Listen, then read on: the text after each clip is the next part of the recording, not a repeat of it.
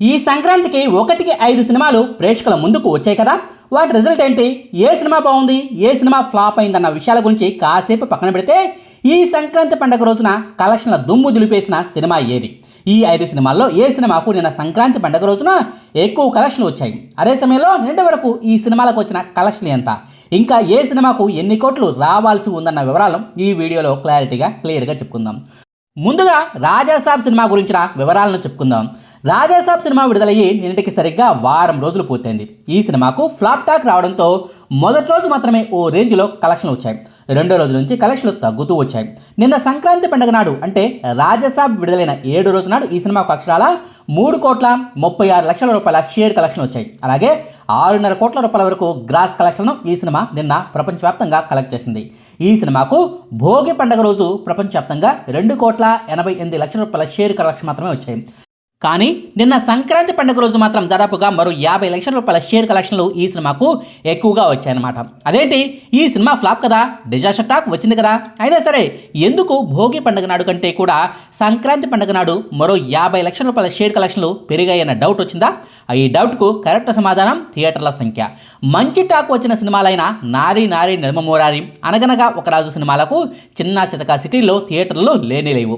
మల్టీప్లెక్స్లో తప్ప single screen థియేటర్లలో ఈ 2 సినిమాలకు థియేటర్లు నామమాత్రంగానే ఉన్నాయి. ఫ్లాప్ టాక్ వచ్చినా సరే రాజాసాబ్ సినిమాకు థియేటర్ల సంఖ్య భారీగానే ఉంది. అందుకే ఓవర్ఫ్లోస్ కారణంగా ఈ రాజాసాబ్ సినిమాకు పండుగ రోజున అక్షరాల 3,36,00,000 రూపాయల షేర్ కలెక్షన్లు వచ్చాయన్నమాట. ఇది అసలు కథ. ఇక ఓవరాల్గా చూసుకుంటే మాత్రం ఈ రాజాసాబ్ సినిమాకు 2 తెలుగు రాష్ట్రాలు కలిపి వారం రోజుల్లో అక్షరాల 73,95,00,000 రూపాయల షేర్ కలెక్షన్ రాగా 108,70,00,000 రూపాయల గ్రాస్ కలెక్షన్లు వచ్చాయి.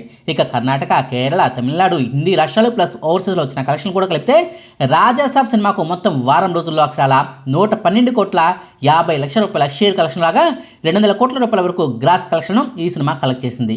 ఈ సినిమాకు డిస్ట్రిబ్యూటర్లు పెట్టిన పెట్టుబడి అక్షరాల 207 కోట్ల రూపాయలు. ప్రమోషన్ ఖర్చుతో కలిపి ఈ సినిమాకు 209 కోట్ల రూపాయలు రావాల్సింది. అయితే ఈ సినిమాకు ఇప్పటివరకు వచ్చిన 112 కోట్ల రూపాయలను తీసేస్తే ఈ సినిమా లాభాల్లోకి వెళ్ళాలంటే ఇంకా అక్షరాల 97 కోట్ల రూపాయల వరకు కలెక్షన్లు రావాల్సిందనమాట. అప్పుడే ఈ సినిమా కమర్షియల్గా హిట్ అవుతుంది. ఈ రేంజ్ టార్గెట్ను రాజాసాబ్ సినిమా రాబట్టడం కష్టమే అన్నది పచ్చి నిజం. కాకపోతే లాంగ్ రన్లో ఈ సినిమాను కొన్న వాళ్ళు ఎన్ని తక్కువ నష్టాలతో బయటపడతారన్నది చూడాల్సి ఉంది. ఇది రాజాసాబ్ సినిమా కలెక్షన్ లెక్కలు. ఇక ఈ సినిమా తర్వాత నవీన్ పోలిశెట్టి హీరోగా నటించిన అనగనగా ఒక రాజు సినిమా కలెక్షన్ వివరాలు చెప్పుకుందాం. భోగి పండుగ నాడు రిలీజ్ అయిన అనగనగా ఒక రాజు సినిమాకు మొదటి రోజున అక్షరాల 8,01,00,000 రూపాయల షేర్ కలెక్షన్ వచ్చాయి. ఇక సంక్రాంతి పండుగ నాడు అంటే ఈ సినిమా విడుదలైన 2వ రోజు నాడు ప్రపంచవ్యాప్తంగా అక్షరాల 6,87,00,000 రూపాయల షేర్ కలెక్షన్ రాగా 12 కోట్ల రూపాయల వరకు గ్రాస్ కలెక్షన్ను ఈ సినిమా కలెక్ట్ చేసింది. అంటే మొదటి రోజుతో పోల్చితే రెండో రోజు ఈ సినిమాకు కేవలం 1.5 కోట్ల రూపాయల కలెక్షన్లు మాత్రమే తగ్గాయన్నమాట. ఆ సంగతిని పక్కన పెడితే అనగనగా ఒక రాజు సినిమాకు 2 తెలుగు రాష్ట్రాల్లో కలిపి మొత్తం 2 రోజుల్లో అక్షరాల 10,53,00,000 రూపాయల షేర్ కలెక్షన్లు వచ్చాయి.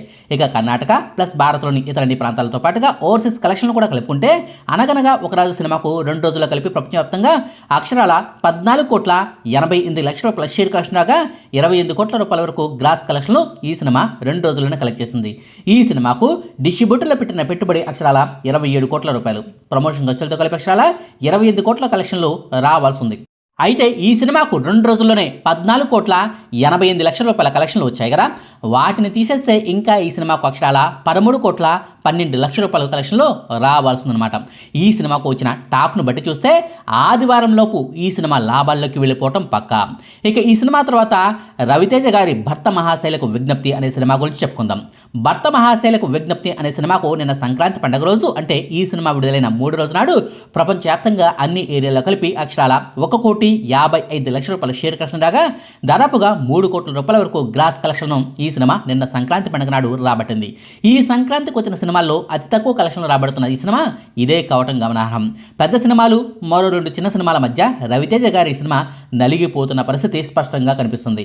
2 తెలుగు రాష్ట్రాలను భర్త మహాశైలకు విజ్ఞప్తి అనే సినిమాకు మొత్తం 3 రోజుల్లో అక్షరాల 4,50,00,000 రూపాయల షేర్ కలెక్షన్ రాగా భారత్లోని ఇతర అన్ని ఏళ్లతో పాటుగా ఓవర్సీస్ కలెక్షన్ కూడా కలుపుకుంటే ప్రపంచ ప్రపంచవ్యాప్తంగా ఈ సినిమాకు మొత్తం 3 రోజుల్లో 5,61,00,000 రూపాయల షేర్ కలెక్షన్ వచ్చాయి. అలాగే 10 కోట్ల రూపాయలకు పైగానే గ్రాస్ కలెక్షన్ను ఈ సినిమా 3 రోజుల్లో కలెక్ట్ చేసింది.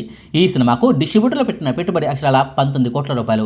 ప్రమోషన్ ఖర్చులతో కలిపి 20 కోట్ల రూపాయలు వస్తే ఈ సినిమాను కొన్న వాళ్ళు సేఫ్ జోన్లోకి వెళ్ళినట్టు లెక్క. ఈ సినిమాకు 3 రోజుల్లో వచ్చిన 5,61,00,000 రూపాయలు తీసేస్తే ఇంకా ఈ సినిమాకు మరో 14,39,00,000 రూపాయల షేర్ కలెక్షన్లు రావాల్సింది. అప్పుడే ఈ సినిమా కమర్షియల్గా లాభాల్లోకి వెళ్ళినట్టు లెక్క. ఇది రవితేజ గారి సినిమా కలెక్షన్ల పరిస్థితి. ఇక శర్వానంద్ గారి నారీ నారీ నడుము మురారి సినిమా విషయానికి వెళ్ళిపోదాం. శర్వానంద్ గారి సినిమాకు సూపర్ డూపర్ హిట్ టాక్ వచ్చింది. కడుపబ్బా నవ్వించిన సినిమాగా అందరి ప్రశంసలను పొందుతోంది. కానీ ఈ సినిమాకు వచ్చిన మెయిన్ ప్రాబ్లం ఏమిటంటే థియేటర్లు లేకపోవడం. ఈ సంక్రాంతికి వచ్చిన అన్ని సినిమాలతో పోల్చితే ఈ సినిమాకి థియేటర్లు తక్కువగా ఉన్నాయి. దానివల్ల ఈ సినిమాకు కలెక్షన్లు ఆశించిన రీతిలో కనిపించడం లేదు. ఇన్ని సినిమాల మధ్య మీకు థియేటర్లో సరిగా దొరకలేదు కదా, రిలీజ్ చేయడం అవసరమా అని నిర్మాత అనిల్ శంకర్ గారిని ఓ ఇంటర్వ్యూలో అడిగితే ఆయన చెప్పింది ఒకటే, ఈ సంక్రాంతి పండుగ సమయంలో మాకు థియేటర్లు దొరకపోవచ్చు, కానీ ఈ సినిమాకు వచ్చిన టాక్ ఎఫెక్ట్ ఈ నెల మొత్తం కనిపిస్తుంది. మాకు సెకండ్ వీక్ నుంచి థియేటర్లు పెరుగుతాయి, కలెక్షన్లు కూడా పెరుగుతాయంటూ అనిల్ శంకర్ గారు ధీమాగా చెప్పుకొచ్చారు. ఆయన నమ్మకమే ఇప్పుడు నిజమవుతోంది. ఈ సినిమాకు వచ్చిన టాక్ను బట్టి క్రమక్రమంగా థియేటర్ల సంఖ్య, షోల సంఖ్య పెరుగుతోంది. 2వ వారం నుంచి ఈ సినిమాకు నైజాంలో ఎక్కువ థియేటర్లను కేటాయిస్తామంటూ స్వయంగా దిల్రాజు గారే చెప్పుకొచ్చిన పరిస్థితి. ఇక ఈ విషయాన్ని పక్కన పెడితే శర్వానంద్ గారి నారీ నారీ నడుము మురారి సినిమాకు నిన్న సంక్రాంతి పండుగ రోజున ప్రపంచవ్యాప్తంగా అన్ని ఏరియాలో కలిపి అక్షరాల 2,70,00,000 రూపాయల షేర్ కలెక్షన్ వచ్చాయి. అలాగే 5 కోట్ల రూపాయలకు పైగా గ్రాస్ కలెక్షన్ను ఈ సినిమా మొదటి రోజున రాబట్టింది. ఈ సినిమాకు ప్రపంచవ్యాప్తంగా డిస్ట్రిబ్యూటర్లు పెట్టిన పెట్టుబడి అక్షరాల 9,50,00,000 రూపాయలు. ప్రమోషన్ ఖర్చులతో కలిపి సినిమాకు 10,25,00,000 రూపాయల కలెక్షన్లు రావాల్సి ఉంటుంది.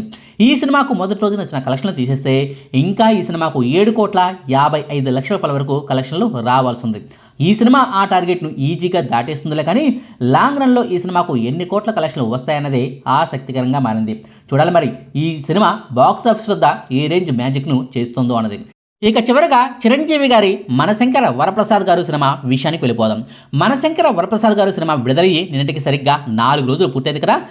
3వ రోజు భోగి పండుగ నాడు ఈ సినిమాకు 16,74,00,000 రూపాయల కలెక్షన్ వస్తే 4వ రోజు మాత్రం దానికంటే అదనంగా మరో 90,00,000 రూపాయల కలెక్షన్లు ఈ సినిమా సాధించింది. 4వ రోజు సంక్రాంతి పండుగ నాడు చిరంజీవి గారి సినిమాకు ప్రపంచవ్యాప్తంగా అక్షరాల 17,68,00,000 రూపాయల షేర్ కలెక్షన్ వచ్చాయి. అలాగే 27 కోట్ల రూపాయల గ్రాస్ కలెక్షన్ను ఈ సినిమా 4వ రోజు నాడు కలెక్ట్ చేసింది. పండగ ఎఫెక్ట్ కారణంగా కలెక్షన్ల పరంగా భారీగా లాభపడుతున్న సినిమా ఇదే. చిరంజీవి గారి స్టామినా, అనిల్ రావుపూడి గారి ఇమేజ్, వెంకటేష్ గారి క్యామియో రోల్తో పాటుగా థియేటర్ల సంఖ్య కూడా ఈ సినిమా కలెక్షన్లు ఈ రేంజ్లో ఉండడానికి ప్రధాన కారణం.